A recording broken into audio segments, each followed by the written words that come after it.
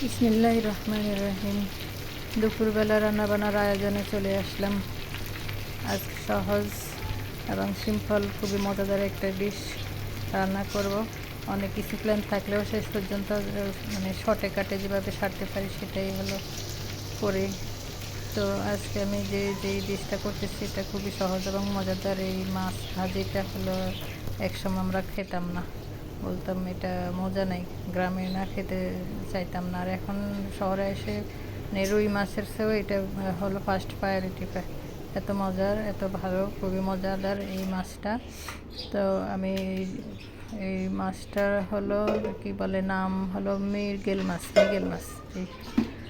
তো মৃগেল মাছটা হলো একসময় আমরা খেতাম না গ্রামের বাড়িতে। আর যদি যা কারো বাচ্চা হতো, হ্যাঁ, তখন তো মৃগেল মাছ বাড়িতেই আনতো না, বলতো এটা খাওয়া যাবে না। হ্যাঁ, যে আপনারা বলেন এটা কি কুসংস্কার নাকি আসলে আমাদেরকে খেতেই দিত না বাচ্চা কাচ্চা হলে, অথচ খুবই টেস্ট এটা। আর রুই মাছে যে একটা গন্ধ থাকে কিছু কিছু মাছে, এটাতে কোনো গন্ধ নেই। তো আয়োজনে যা যা ছিল আজকে দেখলেন আপনারা। আদা রসুনও ছিল, ওটা অবশ্য রান্না না, ওটা হলো ব্লেন্ড করার জন্য। তো মাছটাকে আমি হলো কাটাইছিল, ধুয়ে পরিষ্কার করে এখন এখানে হলুদ মরিচ সামান্য লবণ দিলাম, আর দিয়ে দিলাম এক টুকরা লেবু চিপে দিয়ে দিলাম। এই লেবুটা দিলে হলো মাছটার ভিতরে মশলা ঢুকে খেতে মজা লাগে। আর যদি কোনো গন্ধ টন্ধ থাকে মাছে, তাহলে ওই গন্ধটাও মানে চলে যায়, আর থাকে না। যদিও আমার মাছটা ফ্রেশ, কোনো গন্ধ না। আর মৃগেল মাছে কোনো গন্ধ থাকে না, এটা খুবই মজার একটা মাছ। তো আমি লবণ হলুদ মরিচ মশলা না লেবু মেখে এটাকে কিছুক্ষণ রেখে এর ফাঁকে আমি পেঁপে ভাজির জন্য পেঁপে কেটে নিয়ে আসলাম। আপনারা দেখলেন পেঁপে ছিল, তো পেঁপে ভাজি করব, তাই হলো পেঁপে কেটে ধুয়ে আমি পেঁপে ভাজিটা আগে বসাইতে দিলাম। সেখানে আমি হাঁড়িতে পেঁয়াজ কাঁচামরিচ একটু ভেজে এখানে সামান্য একটু রসুন বাটা আর 1 চা চামচ হলো জিরা বাটা দিলাম, জিরা গুঁড়া দিলাম। মশলাটা না দিলেও হয়, একটু অল্প একটু দেই, ভালো লাগে, মাঝে মধ্যে দেই, মাঝে মধ্যে দেই না।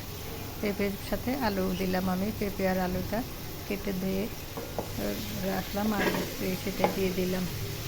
তো পেঁপে আর আলু দিয়ে আমি এখানে নেড়ে এখানে কিছুক্ষণ ঢাকনা দিয়ে এটাকে হলো রাখবো।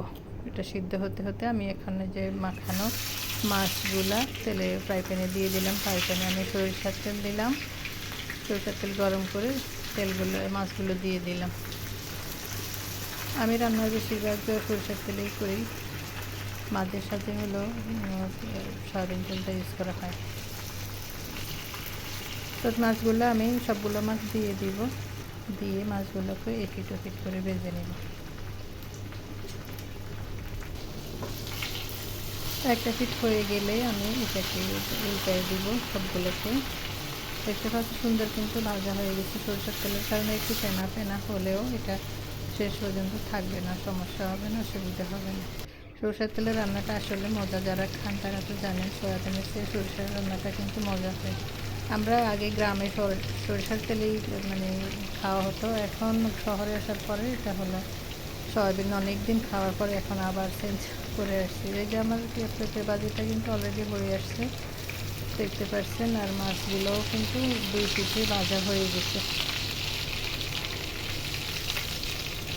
সুন্দর মতো। 2 পিঠ মাছের ভাজা হয়ে গেলে এখন সবগুলো মাছ আমি এক এক করে উঠাই নেব। মাছের এই ডোকা যেটা থাকলে হলো আর কোনো কিছুই কিন্তু লাগে না। প্রতিদিন তো আমরা শাকসবজি খাই, মাঝে মধ্যে মাছ ভাজাটা কিন্তু কী বলে আপনার স্বাদ রুচি ফিরে আনবে খাওয়ার। আর এই মৃগেল মাছটা কিন্তু খুবই মজার একটা মাছ।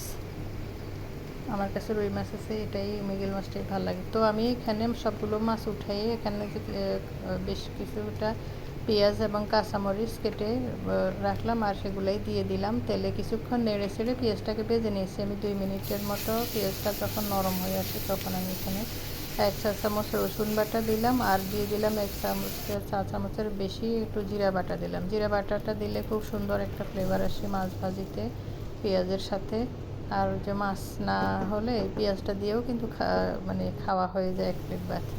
তো আমি যে সবগুলো মশলা দিয়ে নেড়ে ছেড়ে এখানে দিয়ে দিলাম ভেজে রাখা মাছগুলো, এখানে দিয়ে দিলাম।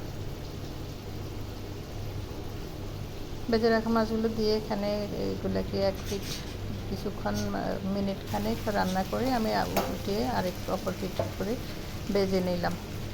তো এই পিঠ পিঠ করে রান্না করে কিন্তু আমার মাছ ভাজাটা কিন্তু অলরেডি হয়ে গেছে। এই যে সুন্দর সহজ খুবই মজাদার এই ডিশটা কেমন হলো, আপনাদের যদি ভালো লাগে আমার চ্যানেলটা সাবস্ক্রাইব করতে পারেন, একটা লাইক দিয়ে একটা কমেন্ট করে পাশে থাকতে পারেন। আল্লাহ হাফিজ, আসসালামু আলাইকুম রহমতুল্লাহ।